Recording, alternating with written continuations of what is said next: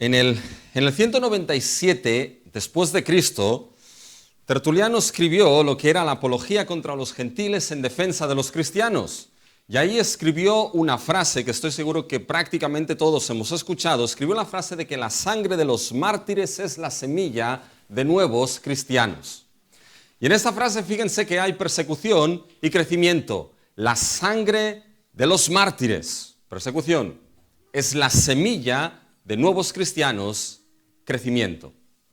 Y esta realidad, mis hermanos, la persecución y el crecimiento de lo que es el Evangelio, el crecimiento de lo que es la Iglesia, nos lo encontramos precisamente en el texto que hemos leído hoy, en Hechos capítulo 8, los versículos del 1 al 25.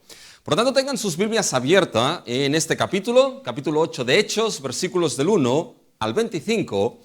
Y antes un poquito de ver los diferentes puntos que destacaremos aquí, déjenme que les muestre un poco la estructura de este capítulo 8. ¿Cómo está estructurado? Porque es importante. Porque en el capítulo 8, mis hermanos, de hecho, entramos en un cambio importante en todo este libro.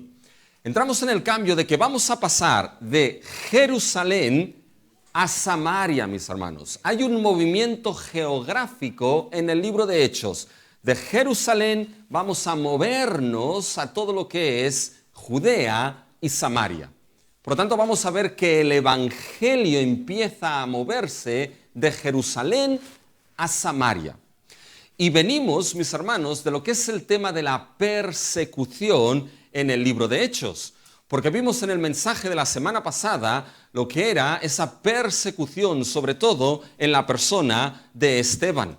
Fíjense que la persecución ha sido algo que ha ido creciendo en el libro de Hechos. En el capítulo 3 vimos cómo Pedro y Juan fueron encarcelados y se les prohibió que predicasen el nombre de Cristo. En el capítulo 4 los apóstoles fueron encarcelados repitiendo otra vez prohibiendo que predicasen el nombre de Cristo y se les azotó. Y en el capítulo 7 vemos cómo esa persecución crece con el martirio de Esteban. Pero junto a esta persecución, mis hermanos, de la primera iglesia de Cristo en Jerusalén, también lo que crece es juntamente una línea paralela que es precisamente el crecimiento de la palabra del Señor. El crecimiento del Evangelio y el crecimiento de la iglesia. Esto es algo que vimos, mis hermanos. Bien, esos dos temas, persecución y crecimiento, colapsan en nuestro texto de hoy. Fíjense en el versículo 1 del capítulo 8, que es lo que nos dice. Y Saulo consentía en su muerte y en aquel día hubo una gran persecución. Es más, aquí es la primera mención de la palabra persecución en el libro de Hechos. Por lo tanto, se desencadena una gran persecución contra la iglesia, pero van a ver cómo al mismo tiempo la palabra sigue creciendo y sigue esparciéndose. Fíjense en el versículo 4. Pero los que fueron esparcidos iban por todas partes anunciando el Evangelio. ¿Se dan cuenta? Persecución y la extensión o crecimiento del Evangelio. Y lo que Lucas, mis hermanos, está haciendo en este capítulo 8 es muy interesante. Porque en los primeros 4 versículos nos va a mostrar o nos va a dar una visión general de cómo el Evangelio crece y se extiende hacia Samaria. Los primeros 4 versículos serán la visión general de cómo ese Evangelio se extiende hacia Samaria. Y el resto, mis hermanos, del capítulo 8, lo que va a hacer Lucas, va a hacer cerrar el zoom de la cámara y nos va a mostrar 2 eventos específicos de cómo este Evangelio crecía en Samaria. Y nos lo mostrará con lo que es el acontecimiento de Felipe con Simón el mago y el acontecimiento de Felipe con el eunuco que le dijo, ¿entiendes lo que estás leyendo? Por tanto, esto es lo que hace Lucas en el capítulo 8. Los primeros 4 versículos general, cómo crece el Evangelio de Jerusalén a Samaria, y después nos muestra la manera específica en 2 acontecimientos cómo ese Evangelio crecía. Felipe y Simón, Felipe y el eunuco. Y eso es lo que vamos a ver, mis hermanos, en el día de hoy. Ese crecimiento del Evangelio. Y lo vamos a ver desde 3 puntos de vista. Primero veremos, mis hermanos, el crecimiento del Evangelio puede ser dado por la persecución en la vida. Segundo, lo que vamos a ver es que el crecimiento del Evangelio supone la irrupción del poder de Dios en la vida. Y tercero, veremos, mis hermanos, de que el crecimiento del Evangelio implica una respuesta sincera en la vida. Vamos a ver estos 3 aspectos en el día de hoy. Primero, el crecimiento del Evangelio puede ser dado por medio de la persecución, mis hermanos. Y esto es algo que a veces es difícil de entender, pero la persecución por el nombre de Cristo, la persecución por el Evangelio, es una realidad que está implícita en la iglesia de Cristo. Es una realidad que va de la mano con la predicación, la exposición, la fe en Cristo Jesús. Pero en esa persecución hay algo que debemos entender. Mis hermanos, la persecución puede ser, primero, el medio para esparcir el Evangelio. Fíjense que esto lo vamos a ver en los primeros 4 versículos. Y recuerden que venimos de la defensa que Esteban hizo del Evangelio. En ese capítulo 7, Esteban no se defendió a sí mismo, sino que el capítulo 7 con la historia de la salvación fue una defensa de la verdad del Evangelio de nuestro Señor Jesucristo. Y de esta realidad, de esta defensa del Evangelio que llevó al martirio a Esteban, entramos, mis hermanos, en el capítulo 8. Y lo primero que quiero que noten en el capítulo 8 es el tono de pérdida que hay en esos primeros 4 versículos. El tono de que parece ser de que todo está perdido, de que la esperanza se ha perdido, de que ya no hay más solución ni esperanza para la iglesia y para el mensaje del Evangelio. Porque fíjense, mis hermanos, cómo empieza el versículo 1 del capítulo 8. Saulo consentía en su muerte. Es decir, Saulo estaba de acuerdo con la muerte de Esteban. Y el nombre de Saulo, que va a ser el apóstol Pablo, mis hermanos, ya ha sido mencionado por Lucas antes en el capítulo 7, versículo 58. Y echándolo fuera de la ciudad, le apedrearon y los testigos pusieron sus ropas a los pies de un joven que se llamaba Saulo. Por lo tanto, fíjense que Saulo está en el acontecimiento de Esteban y ahora Saulo está, mis hermanos, implicado en lo que va a ser la persecución feroz que había contra la iglesia de Cristo. Fíjense que se nos menciona nuevamente a Saulo, mis hermanos, en el versículo 3. Y Saulo asolaba la iglesia y entrando casa por casa arrestaba a hombres y a mujeres y los entregaba en la cárcel. Que aparezca aquí el nombre de Saulo es importante. Es importante por 2 razones. Una de ellas, mis hermanos, es porque va a estar relacionado con la extensión y el crecimiento del Evangelio. Porque cuando lleguemos al capítulo 9, mis hermanos, nos vamos a encontrar con algo que Saulo de Tarso no esperaba. Y nos vamos a encontrar en el capítulo 9, mis hermanos, cuando el Señor Jesús, a quien Saulo perseguía, el Señor Jesús lo encontró camino a Damasco. Y esa conversión, mis hermanos, de 180 grados de Saulo para pasar a ser el apóstol Pablo, se va a entender, mis hermanos, el gran cambio que Dios opera en la vida de aquellos que salva cuando somos capaces de comparar el capítulo 9 con la situación de lo que Pablo estaba haciendo aquí en el capítulo 8 al perseguir la iglesia.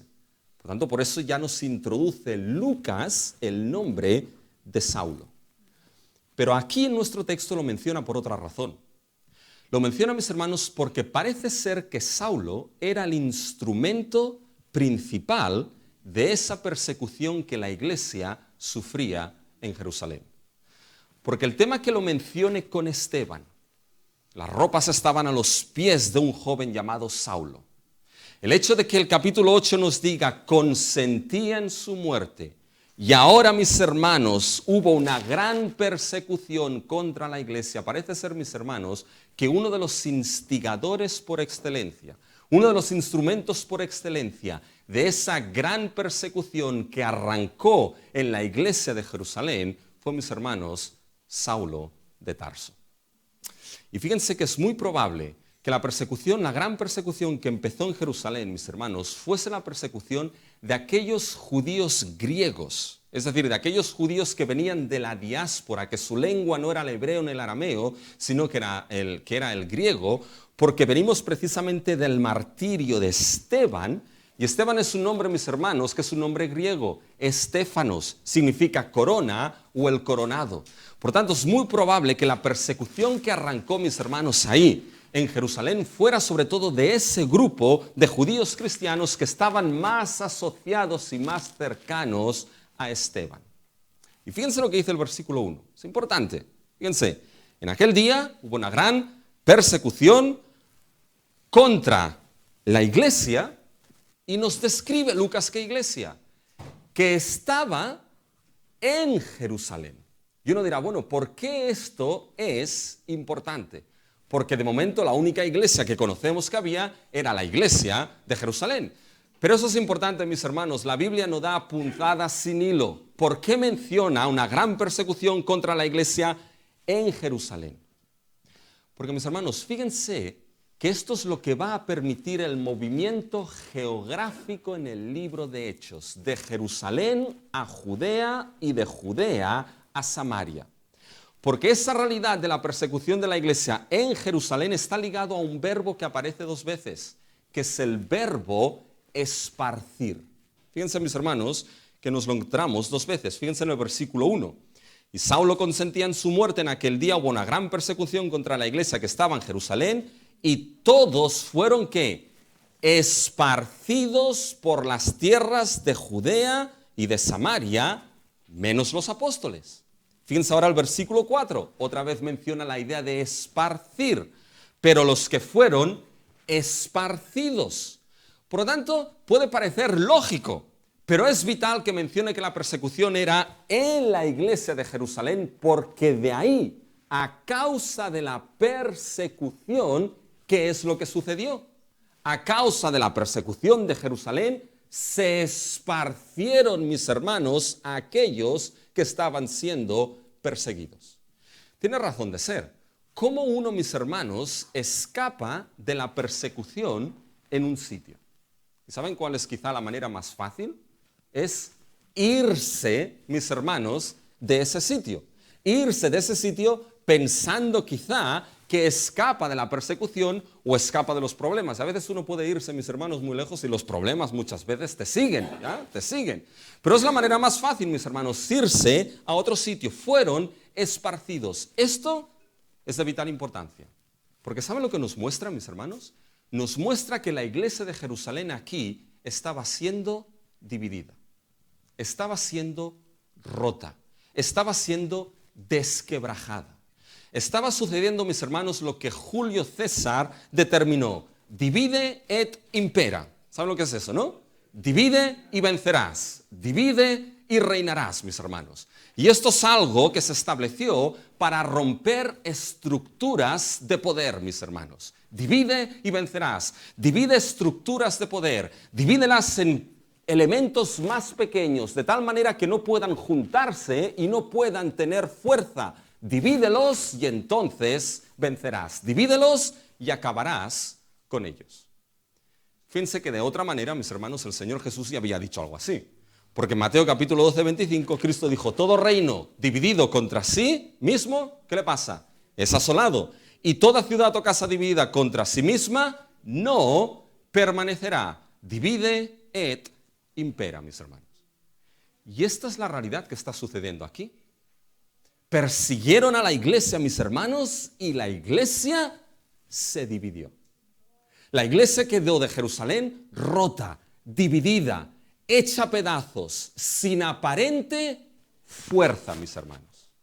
Y no solamente esto, sino que esa división de la iglesia, mis hermanos, no fue una división y una persecución cualquiera, fue asolando a la iglesia. Fíjense lo que hacía Saulo en el versículo 3. Y Saulo asolaba la iglesia y entrando casa por casa arrestaba a hombres, a mujeres y los entregaba en la cárcel. Y la palabra esa, asolar, es curiosa, porque es la palabra que se utiliza cuando un animal, mis hermanos, caza a lo que es su víctima y la desquebraja, la desmenuza, mis hermanos. Eso es lo que hacía aquí Pablo.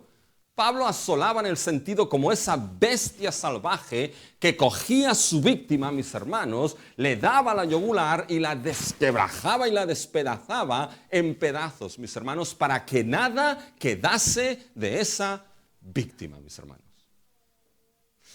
Fíjense que tenemos entre nosotros a Camila y a Betel, ¿eh? Y Camila me explicó lo que es una experiencia que tuvo en un retiro de misiones que fue. Y en una de las actividades del retiro de misiones fue verdaderamente interactivo. Yo estoy pensando hacer esto, mis hermanos, en el retiro de iglesia, ¿eh?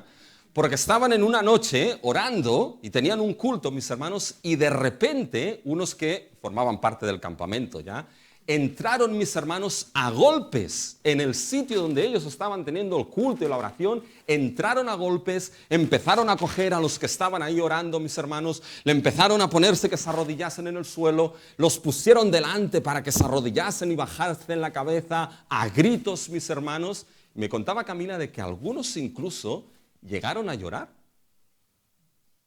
Voy a pensar esto en el retiro de la iglesia, ¿eh? Llegaron a llorar, mis hermanos. Y algunos en esa situación llegaron a preguntarse que si eso fuese verdad, si sustentarían y mantendrían el nombre de Cristo en esa situación. Y quizá muchos no sé si lo mantendríamos, mis hermanos. Pero fíjense que esto es lo que estaba sucediendo ahí. Fíjense que la iglesia, mis hermanos, estaba totalmente asolada y rota. Y no solamente esto, sino que hay más. Fíjense en los versículos del 1 al 4.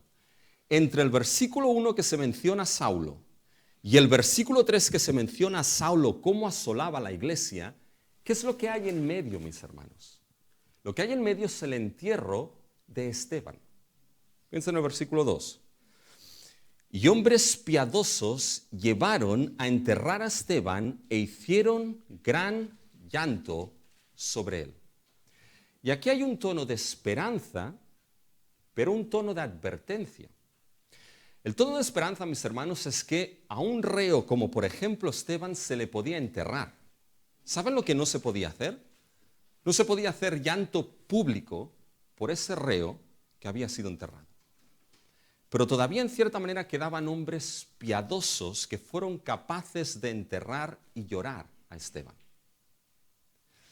Pero ¿saben cuál es el tono de advertencia aquí en medio de esa persecución? El tono de advertencia, mis hermanos, que hay aquí es que cuando veas las barbas del vecino cortar, pon las tuyas a remojar. De que el tono de advertencia aquí es que cualquiera que estuviese asociado con este Esteban, cualquiera que estuviese asociado con ese mensaje y contenido de Esteban, la suerte que le pertocaba podía ser la misma que le pertocó a Esteban. La muerte misma y el ser apedreado. ¿Estás en esa línea? Cuidado, porque ese puede ser tu fin. ¿Notan, mis hermanos, en ese versículo, en esos versículos, el tono de que parece que está todo perdido? ¿Qué va a pasar ahora, mis hermanos, con la iglesia? ¿Qué va a pasar ahora con el Evangelio de Cristo? La iglesia ha perdido, parece, toda su fuerza porque ha sido dividida. Solamente han quedado algunos en Jerusalén y los apóstoles. La mayoría se han ido a Judea y a Samaria, divididos y sin fuerza. Aparte de esto, la iglesia seguía siendo asolada por un Saulo de Tarso, que entraba en las casas, no había ni tu propia casa, era tu seguridad. Y entraban las casas y los echaban en las cárceles. Y aparte de eso, tenías la advertencia del entierro de Esteban y su muerte. Cuidado, porque si estás ahí, este puede ser tu fin. Pero, y los peros son importantes. Fíjense el versículo 4. Hay un pero. Pero los que fueron esparcidos ¿Y saben qué? Aunque los peros son importantes, ahí en realidad no hay un pero. Ahí hay un por lo tanto, un así que. Fíjense cómo la Biblia de las Américas traduce este versículo 4. Así que los que habían sido esparcidos iban predicando la palabra. ¿Qué les indica este así que o ese por lo tanto? ¿Saben qué indica, mis hermanos? Indica resultado.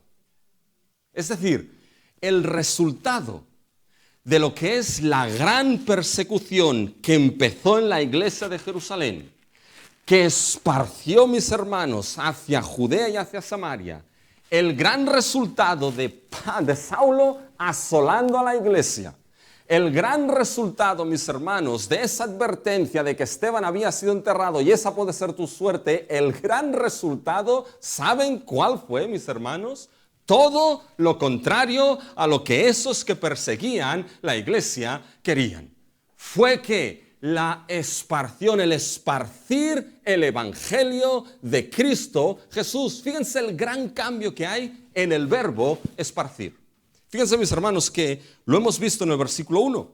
Y Saulo consentía en su muerte. En aquel día hubo una gran persecución contra la iglesia que estaba en Jerusalén y todos fueron esparcidos por las tierras de Judea y Samaria, salvo los apóstoles. Qué triste, todos esparcidos. Pero ahora miren el cambio, mis hermanos, en el resultado del versículo 4.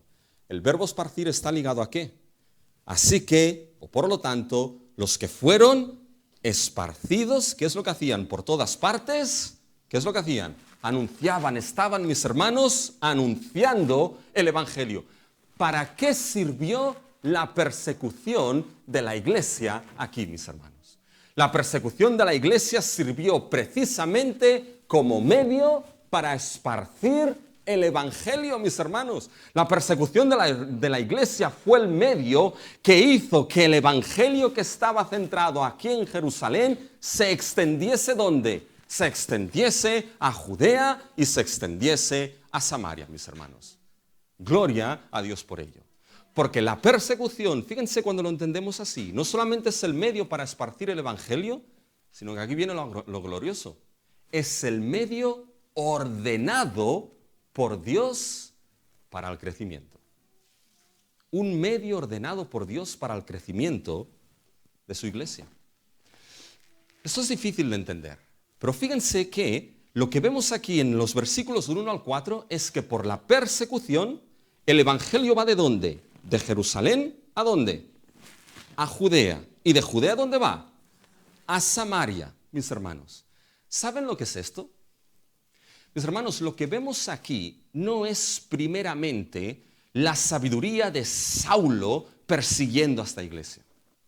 Lo que vemos aquí, mis hermanos, no es primeramente la sabiduría del ser humano. Lo que vemos aquí, ¿saben lo que es? Es la sabiduría, el control y el gobierno de Dios en esa situación, mis hermanos. Lo que vemos es el control, el gobierno y la autoridad de Cristo. Del Cristo que está exaltado, mis hermanos, y sentado en el trono. Aquí vemos la autoridad, el gobierno de Cristo Jesús, mis hermanos, utilizando ese medio de la persecución para que su propósito se lleve a cabo. Para que su nombre sea conocido no solamente en Jerusalén, sino también en Samaria. Para que su iglesia no se quede en Jerusalén, sino que también alcance Judea y Samaria. Y uno me dirá, bueno, Rubén, ¿dónde ves esto de que aquí es Cristo controlando esto, mis hermanos? Bueno, ya lo hemos visto desde el principio del libro de Hechos. Porque ¿qué les dijo Jesús a sus discípulos al inicio de Hechos? Vayan al capítulo 1 de Hechos, mis hermanos. En el versículo 8.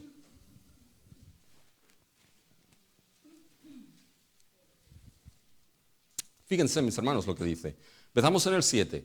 Y les dijo: no os toca a vosotros saber los tiempos o las sazones que el Padre puso en su sola potestad, pero recibiréis poder cuando haya venido sobre vosotros el Espíritu Santo, y escuchen ahora, y me seréis testigos en Jerusalén, en toda Judea, en Samaria y hasta lo último de la tierra. Mis hermanos, ¿cuál era el plan decretado por Cristo, mis hermanos? ¿Saben cuál era el plan decretado por Cristo?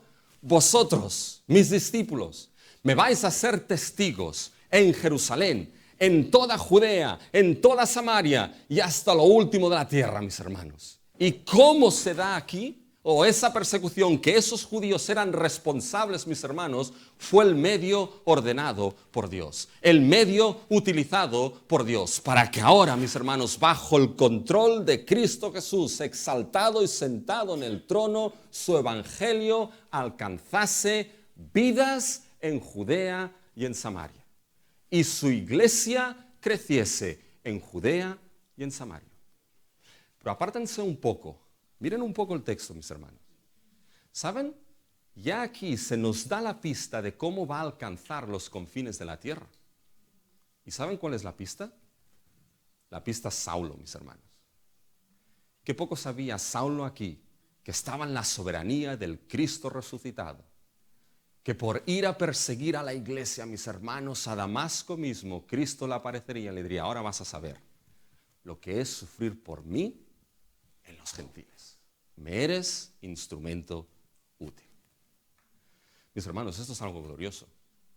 Aún y lo terrible de la persecución, aún y cuando, mis hermanos, Dios aquí no es el causante de la persecución, mis hermanos, lo que sí vemos es que es medio ordenado por Dios para que sus propósitos se den a cabo.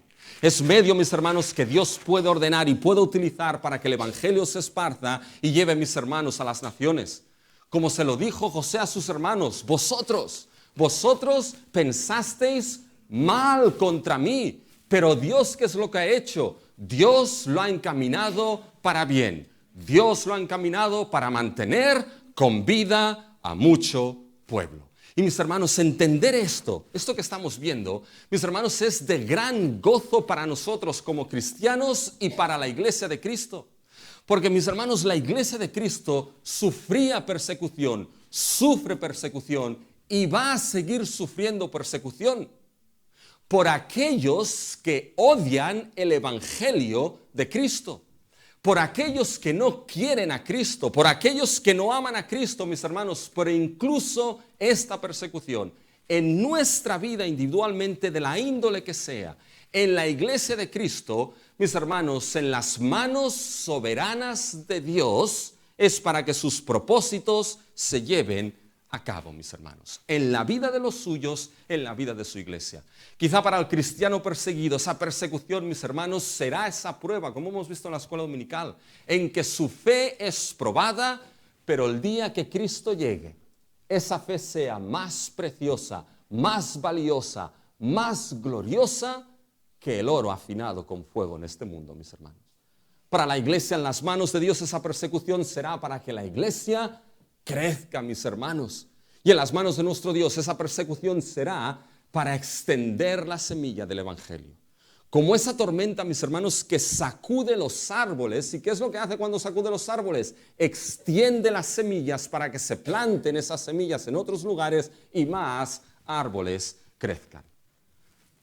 Mis hermanos, la sangre de los mártires es la semilla de nuevos cristianos. Y esta es la lógica, mis hermanos, de nuestro Dios. Fíjense qué lógica. Miren el evangelio. Miren la muerte de Cristo, mis hermanos. Vamos a crucificar a Cristo. Y crucificando a Cristo, con Él entonces acabamos completamente con todo. ¿Y qué es lo que hicieron, mis hermanos, crucificando a Cristo? Fuisteis manos inicuas, sí, fuisteis responsables. Pero ¿qué se cumplió? El anticipado consejo de nuestro Dios, mis hermanos. Y crucificando a Cristo, levantaron en la cruz para que todo aquel que en Él mire y crea no se pierda, sino que tenga vida eterna.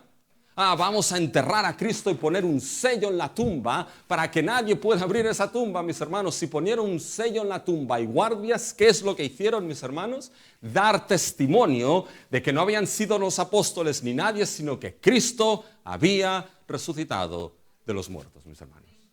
¿Se dan cuenta? No se puede, mis hermanos, hacer tonto a Dios. Él lo tiene todo en sus manos. Y con la persecución, mis hermanos, es lo mismo.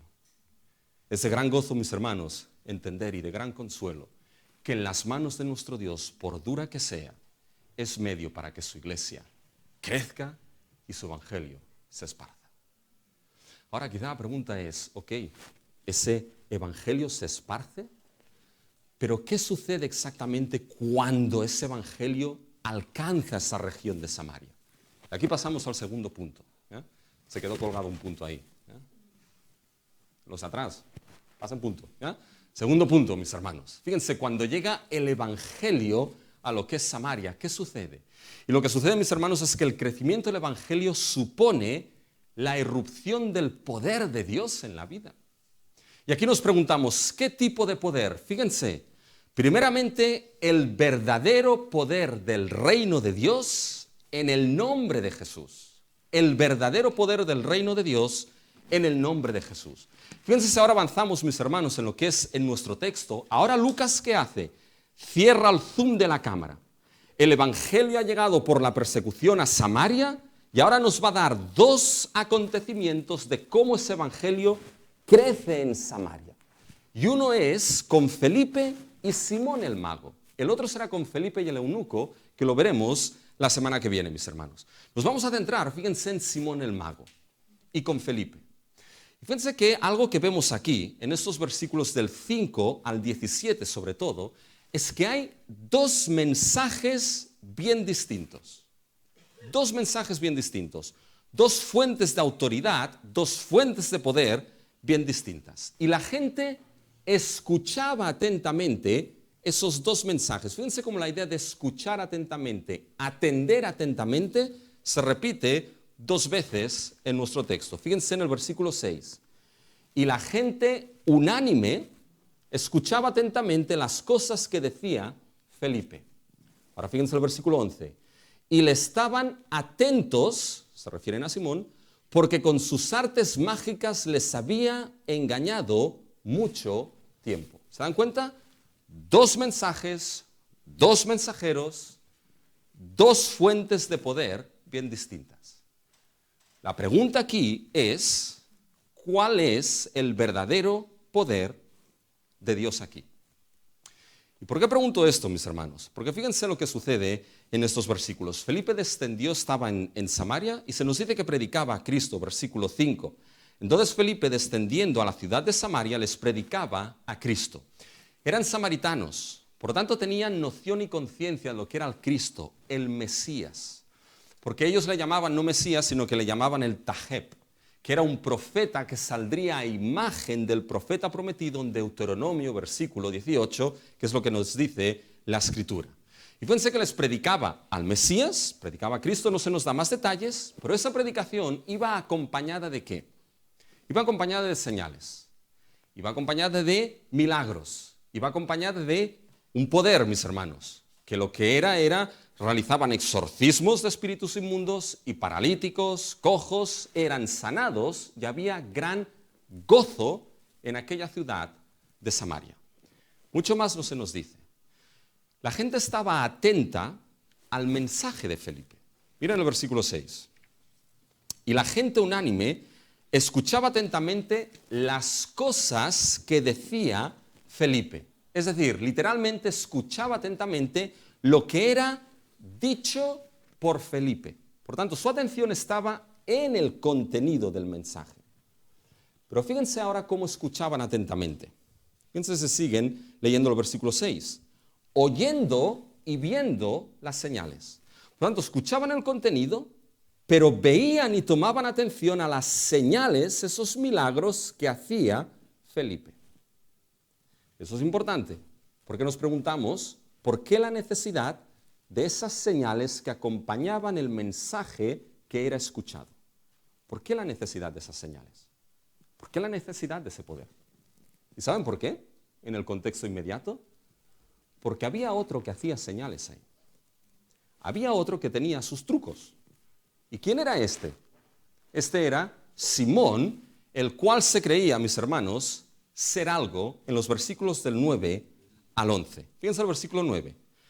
Pero había un hombre llamado Simón que antes ejercía la magia en aquella ciudad y había engañado o había asombrado a la gente de Samaria haciéndose pasar por algún grande. Por tanto, había un tal Simón, mis hermanos, que hacía magia y hacía algo que engañaba y asombraba a la gente. Hasta el punto, fíjense ahora el versículo 10, que la gente tenía una concepción concreta de quién era ese Simón. Miren el versículo 10. Y a este oían atentamente todos, desde el más pequeño hasta el más grande, diciendo, escuchen ahora, este es el gran poder, ¿de quién? De Dios, mis hermanos. Literalmente lo que aparece aquí, este es el gran poder de Dios, el cual es llamado el grande.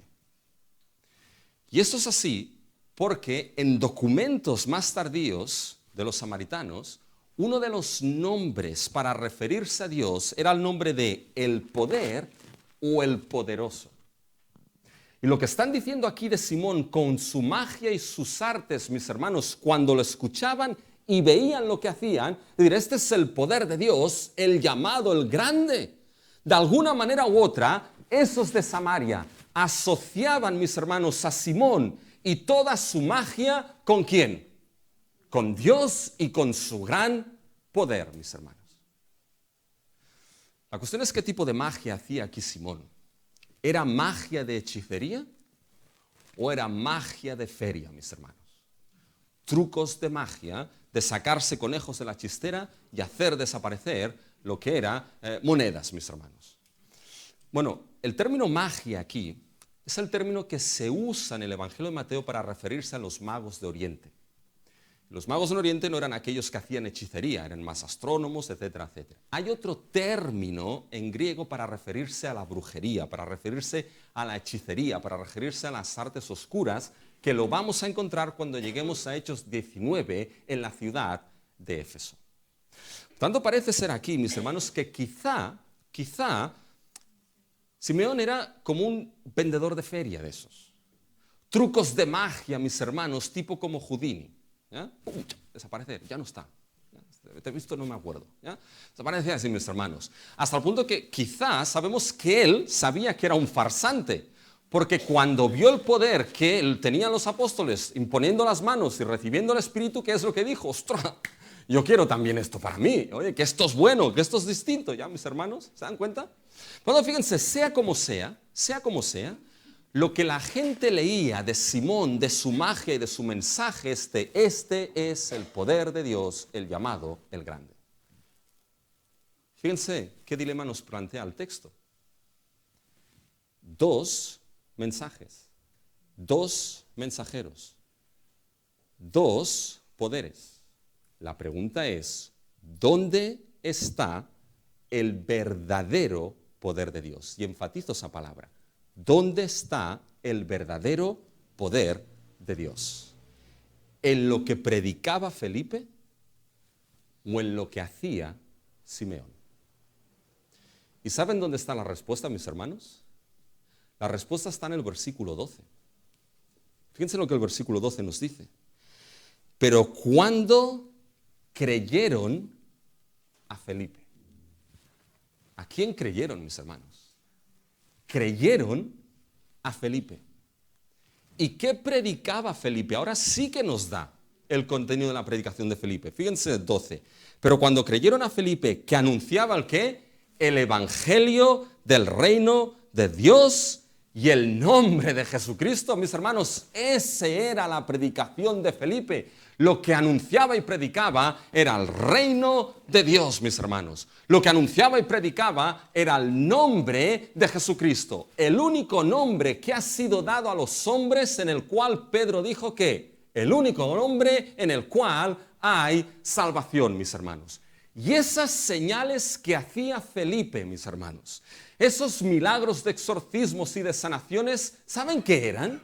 No eran trucos de magia barata. No eran trucos de feria, mis hermanos. No eran ni mucho menos las señales de Felipe. ¿Saben lo que eran?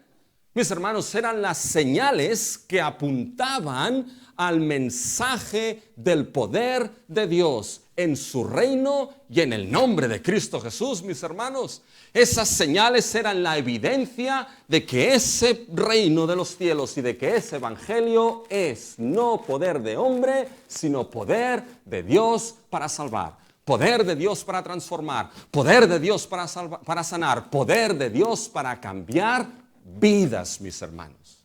¿Y cómo sabemos que aquí está el poder de Dios? Porque aquellos que creyeron, ¿qué hicieron? Vital. aquellos que creyeron, versículo 12, se bautizaban hombres y mujeres. Y mis hermanos, ¿qué es el bautismo? ¿Saben lo que es el bautismo? El bautismo, mis hermanos, es la obediencia a Cristo. El bautismo, mis hermanos, es obedecer de que aquel que verdaderamente su corazón ha sido cambiado y ha sido salvo, obedece a Cristo. Su vida ha sido cambiada y transformada y mi obediencia es bautizarme como Cristo, mis hermanos, estableció. Y esa muestra de obediencia es evidencia de que el poder de Dios se encontraba no en lo que decía ni hacía Simeón, sino en el mensaje de Felipe del reino de Dios y del nombre de Cristo Jesús. Fíjense, mis hermanos, que esto es verdadero poder. ¿Saben por qué? Porque es imposible que nadie, ni tú ni yo, ni tú por tu propia voluntad, es imposible que acabes creyendo en Cristo Jesús y bajando a las aguas del bautismo por ti mismo. Es imposible que nadie pueda convencer a alguien para que se arrepienta de sus pecados, para que acuda a Cristo con arrepentimiento, para perdón y salvación. Es imposible que nadie pueda tocar el corazón y la conciencia de alguien para que pueda bajar a las aguas. Solamente Dios puede hacer esto. Solamente el poder de Dios puede dar convicción, arrepentimiento, perdón y mover a alguien en obediencia a Cristo para bajar al bautismo, mis hermanos. Este es el poder de Dios. Y fíjense que este poder, mis hermanos, ¿qué nos muestra? Que no se encontraba en ningún hombre, se encontraba en el mensaje del Evangelio de Cristo Jesús. Porque es el mensaje, mis hermanos, predicado, lo que es el poder de Dios para salvar. ¿Qué es lo que Pablo dice? No me avergüenzo de qué, del Evangelio. ¿Por qué? Porque es poder mío, dice Pablo, poder de Dios para salvar a todo aquel que cree, mis hermanos. No es sabiduría humana para los que hemos creído. El Evangelio, el mensaje de la cruz es que es poder de Dios, mis hermanos. El poder se encuentra, mis hermanos, en el mensaje que es predicado. En la locura, no de la predicación, aunque uno tiene que estar muy loco para subirse aquí a veces, mis hermanos. No en la locura de la predicación, sino en la locura de lo que es predicado. Y eso es la cruz y la resurrección de Cristo. Iglesia, déjame que te pregunte algo. ¿Quieres ver almas salvadas? ¿Quieres ver cómo aquellos que son pecadores pasan a ser pecadores perdonados y salvados en Cristo Jesús? ¿Quieres ver cómo la iglesia crece por aquellos que son añadidos a salvación y a vida eterna? Pues entonces deja que el Evangelio sea predicado. Porque es el poder de Dios para salvación. Y aquí el poder de Dios no se encontraba en ningún hombre. No se encontraba en Felipe. Y no se encuentra ni en Sproul, ni en Piper, ni en Vidal, ni en Rubén Sánchez, ni en ninguno de estos. Se encuentra en el nombre de Jesús de Nazaret. El único dado a los hombres para salvación. ¿Sabes cuando el Evangelio llegó a tu vida? ¿Sabes lo que llegó a tu vida en realidad?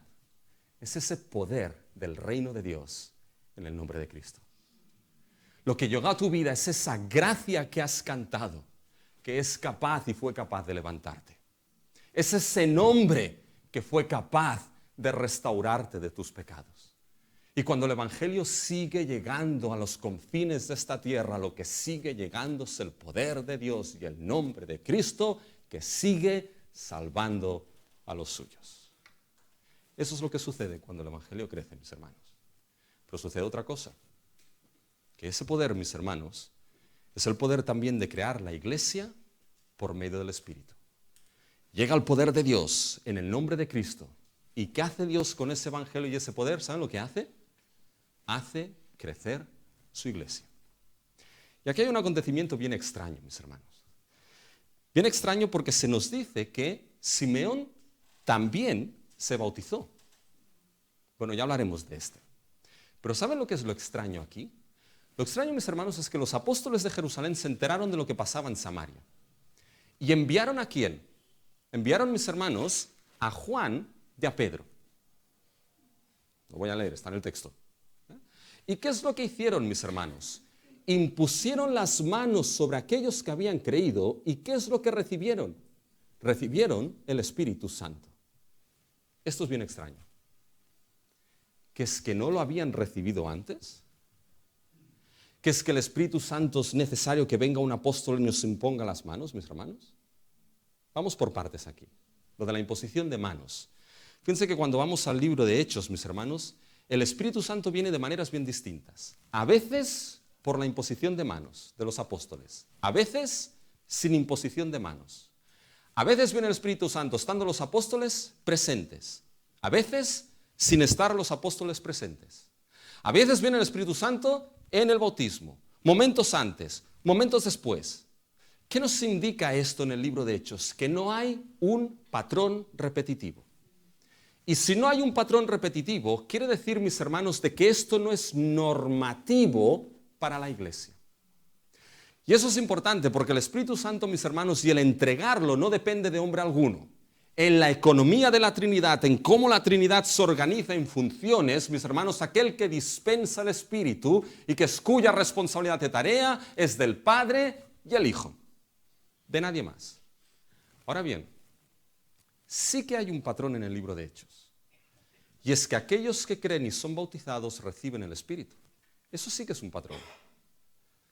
Por lo tanto, la pregunta es, ¿qué sucedió aquí de que esos samaritanos no recibieron el Espíritu?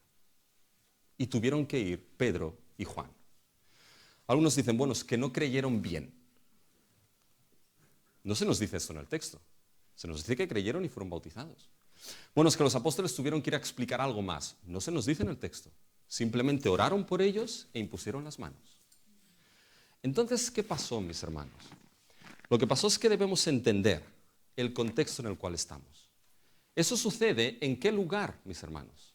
Sucede en Samaria. Piensen en los samaritanos, ¿quiénes eran? Pero piensen en los samaritanos, ¿quiénes eran desde el punto de vista judío, no desde su punto de vista? Y para los judíos, mis hermanos, los samaritanos, ¿qué eran? Bueno, aquellos que venían de la mezcla de los judíos y de los asirios, bueno, estos no eran ni chicha ni limoná en ese sentido. No eran pura raza. Uno. Aparte solamente aceptaban los primeros 5 libros, ya el Deuteronomio, y tenían la Torá y tenían sus cosas raras. Por lo tanto, no solamente eran no de pura raza, sino que eran de segunda clase, de segundo nivel. Porque algo importante que debemos entender es que los judíos no consideraban a los samaritanos como gentiles, ¿no? La apertura a los gentiles empieza en el capítulo 10, no aquí. Los consideraban como un movimiento, y eso es lo importante, un movimiento divisorio del judaísmo. Por lo tanto, los samaritanos eran un movimiento divisorio. No eran de pura raza y eran de segunda clase social. ¿Qué hubiese pasado, mis hermanos? Si hubiesen creído, hubiesen recibido el Espíritu, ¿qué hubiese pasado entonces con los judíos de Jerusalén diciendo, bueno, sí lo han recibido, pero aquí los buenos somos nosotros? Dios en su soberanía retuvo la entrega del Espíritu para que los apóstoles de Jerusalén, Pedro y Juan, llegasen a Samaria y en la imposición de manos recibiesen el Espíritu. Eso era indicación, ¿saben de qué? De que ahora esos samaritanos recibían el Espíritu de la misma manera que ¿quién? De la misma manera que los judíos creyentes de Jerusalén, mis hermanos. Por lo tanto, ¿qué está indicando aquí la Biblia? De que no había diferencia en absoluto en creyentes los de Samaria y los de Jerusalén. Lo que está diciendo la Biblia es que el pueblo que Dios está formando en Cristo Jesús es un solo pueblo, una sola iglesia en la cual no hay diferencia de razas, de clases sociales, de cristianos de primera y de cristianos de segunda clase. Porque todos hemos recibido el Espíritu Santo de la misma manera, no por méritos propios, sino por la gracia de nuestro Dios dada en Cristo Jesús, mis hermanos. Este es el pueblo que está formando aquí. No por nuestros méritos, sino por los méritos de Cristo. Y hace tiempo escuché a alguien decir algo que realmente me dolió. No voy a decir si es aquí o en otro sitio. Hoy le van dando vueltas al asunto. Pero escuché decir a alguien que decía, es que esos hermanos que vienen de otras partes, no sé yo. No se rían. Es triste esto. ¿Cómo que no sé yo? ¿Cómo que no sabes tú? Esos son tan hermanos en Cristo como tú. Y han recibido el Evangelio y el Espíritu de la misma manera que tú, por gracia y fe. No tienes tú más méritos que tus hermanos, porque es por gracia y por fe en Cristo Jesús. Y la iglesia es el único pueblo, mis hermanos, que Dios en su soberana voluntad ha puesto a todos en el mismo nivel. ¿Saben por qué? Porque no se basa en nuestras obras, sino que se basa en la gracia de Dios. No se basa en nuestros méritos, sino que se basa en el mérito de Cristo. No se basa, mis hermanos, en nuestro nombre, sino en el nombre de nuestro Señor Jesucristo. Y eso es lo que el Evangelio hace cuando irrumpe, mis hermanos, en Jerusalén, Judea, Samaria, a lo último de la tierra y en la vida de los suyos. Y para terminar, fíjense que el crecimiento del Evangelio implicará entonces una respuesta sincera. ¿Por qué una respuesta sincera, mis hermanos? Por el peligro de una respuesta hipócrita al Evangelio. Y lo que nos encontramos aquí es la pregunta, bueno, los de Samaria creyeron, fueron bautizados, pero hubo uno que también fue bautizado, ¿se han dado cuenta? ¿Quién fue este? Fue Simeón, mis hermanos. ¿Qué pasa con él entonces? ¿Creyó o no creyó? Esta es la cuestión. ¿Qué pasa, mis hermanos? Fíjense que probablemente su respuesta fue una respuesta hipócrita. Porque cuando se dio cuenta que los apóstoles imponían sus manos, mis hermanos, al momento, ¿qué es lo que hizo, mis hermanos, este hombre? Fíjense los versículos 18 y 19. Cuando vio Simón que por la imposición de las manos de los apóstoles se daba el Espíritu Santo, les ofreció dinero diciendo, dadme también a mí este poder para que cualquiera que yo impusiera las manos reciba el Espíritu Santo, mis hermanos. ¿Qué es lo que hizo este hombre aquí? Hizo algo terrible. Quiso comprar, mis hermanos, la entrega del Espíritu. Quiso comprar aquello que solamente Dios da y lo da solamente por gracia. Quiso comprar aquello que Dios da a los que han creído y se han arrepentido, mis hermanos, delante de Cristo, y Dios lo da no por dinero, sino por pura gracia soberana, mis hermanos. ¿Saben lo que estaba haciendo este hombre aquí? Convertir el Evangelio ¿en qué? Convertir el Evangelio en un puro negocio, mis hermanos. Y lo que nos muestra es que ese hombre, ¿saben en lo que estaba interesado? No estaba interesado en recibir el Espíritu. Estaba interesado en recibir ese poder para dar el Espíritu, para que entonces la gente pudiese decir, wow, qué grande es ese Simón, wow, qué poder que tiene, wow, qué reputación, y entonces su ego se inflase como un pecho palomo así, mis hermanos. Y Pedro, ¿qué es lo que le dice? Fíjense versículos 23 y 24, a partir del 21. Dice, del 20, entonces Pedro le dijo, tu dinero perezca contigo porque has pensado que el don de Dios se obtiene con dinero. Y le está diciendo, tú y tu dinero, lo literal aquí es fuerte, ¿eh? Tú y tu dinero al infierno. Eso es lo que le está diciendo aquí Pedro. Dice, no tienes tu parte ni suerte en este asunto, es decir, no tienes nada que ver con esto. Tu corazón está bien lejos de lo que es la realidad del Evangelio. Por mucho que hayas seguido a Felipe detrás de él, por mucho que te hayas bautizado, no tienes nada que ver con esto porque tu corazón está bien lejos de entender lo que es ese evangelio de gracia y fe en Cristo Jesús, mis hermanos. ¿Y qué es lo que nos muestra esto, mis hermanos? Para terminar, fíjense, es terrible negociar con el evangelio. Y hay aquellos que tristemente, por posición, por reputación, por dinero, juegan con la fe sincera de muchos, mis hermanos, y negocian con el evangelio de gracia y fe. Y negocian con ese evangelio que Dios ya dijo en Isaías, venid a mí y comprad sin dinero.